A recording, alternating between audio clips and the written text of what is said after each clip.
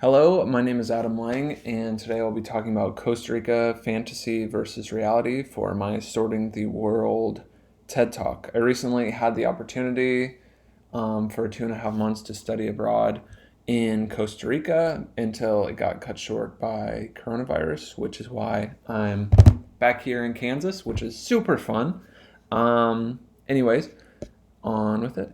So Costa Rica is portrayed by the media and just generally in people's minds as this veritable playground and paradise of nature.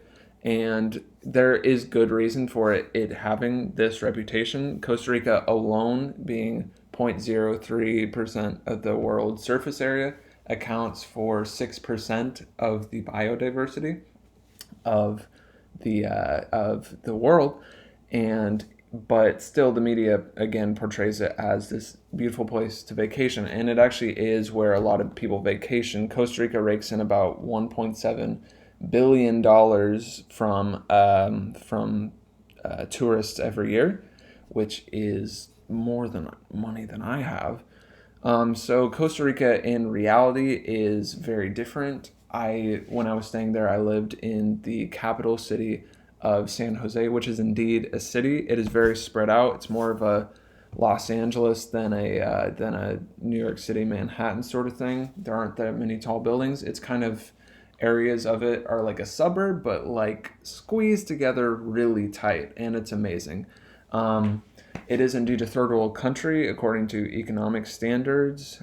However, it's not what most would expect from a third world country. It has a thriving democracy that the people are very proud of and love to brag about a lot, which I always thought was really fun.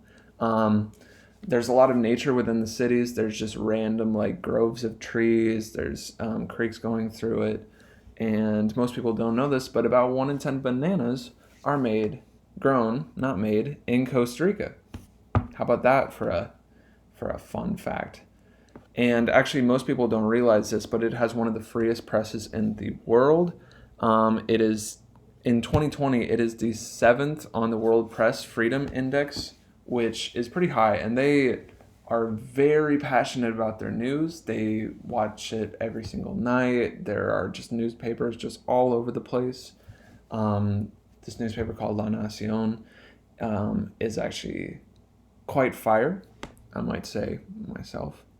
Um, but the origin of this image in the media comes from, again, it making a lot of money off of tourists. If you just scroll through I literally before this, I Googled ecotourism places to go.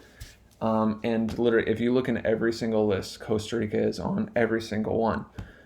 Because, again, 25% of the land is protected national parks. And the Costa Ricans realize this. They realize that so many people come into their country, so a large population of them speaks English. About 10% of them speak English, according to Q Costa Rica magazine. And that is very true. If you go to anywhere touristy down there, and you start speaking Spanish at them and they realize you're speaking with an accent, they immediately start speaking English at you. And it's very nice. It kind of ruins the learning of Spanish, but it's kind of better to communicate. But the Costa Ricans are very open to tourists, and they're actually, from just what I've seen alone, they're very favorable to Americans, which I think most countries hate Americans, but I think Costa Rica likes Americans. They sort of liked me, but I'm an asshole sometimes. Anyways, so the differences from Central America and Costa Rica, many people kind of group all Central American countries into one group, which isn't fair. Again, Costa Rica has a thriving democracy since the 1940s. They are very proud of their free press.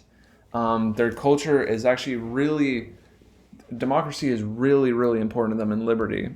So their national bird is this little brown bird whose name is slipping my mind right now.